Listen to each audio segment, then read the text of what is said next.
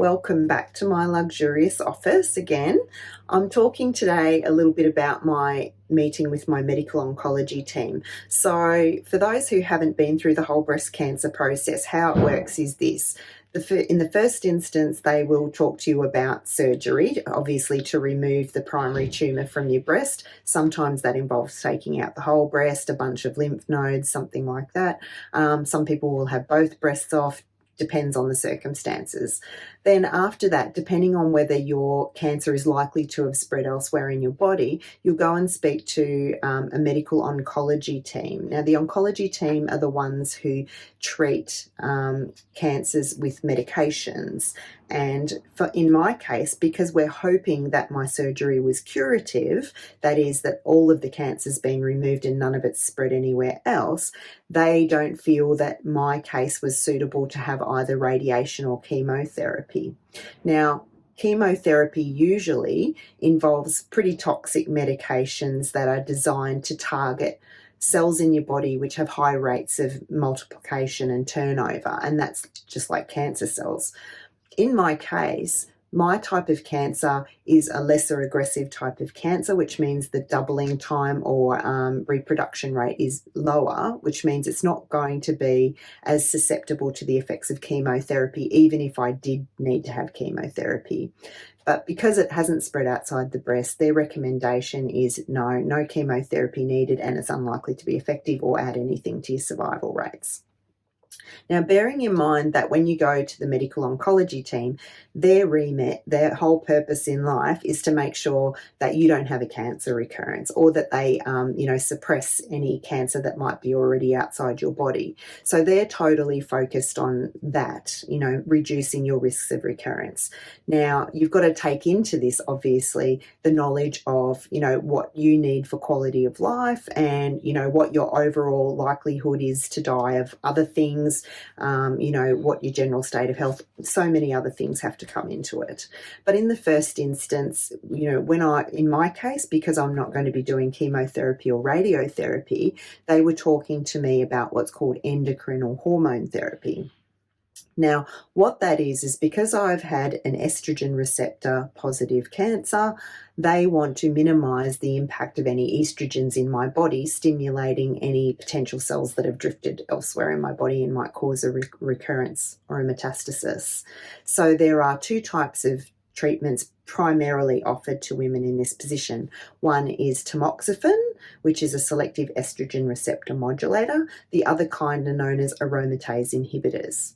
Now, as a general rule, Tamoxifen is usually offered to women who are premenopausal because they are still having ovulations, they're still popping out eggs every month, their ovaries are still producing estrogen.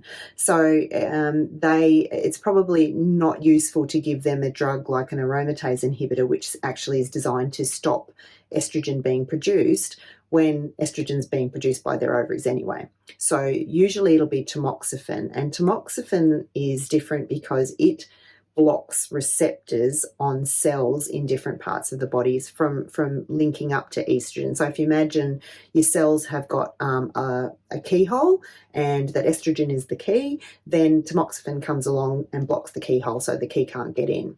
And that happens selectively on different tissues of the body. So with Tamoxifen, it's designed to block uptake of the estrogen, the key, on breast-type cells around the body, but not to block reception by, say, bone cells, so that your bones will still be stimulated to stay nice and strong by the estrogen.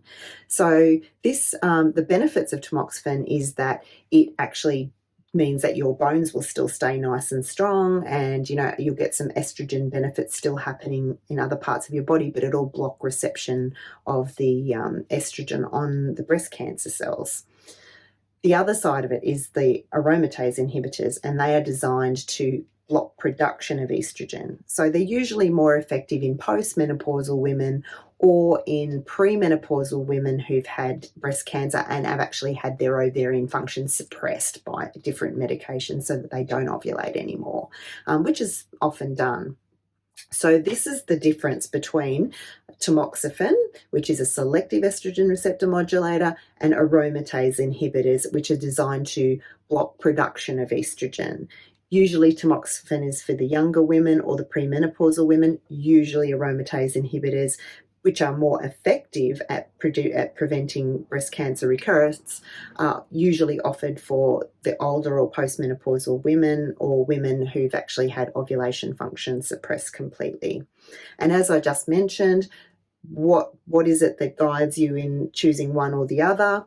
Age of the patient, whether or not the patient's still having ovulations, and also whether or not you need a really strong preventive benefit. So if someone's got a very aggressive breast cancer, the oncology team is going to probably want to be using aromatase inhibitors rather than tamoxifen, because aromatase inhibitors have been shown to be more effective at preventing breast cancer recurrences.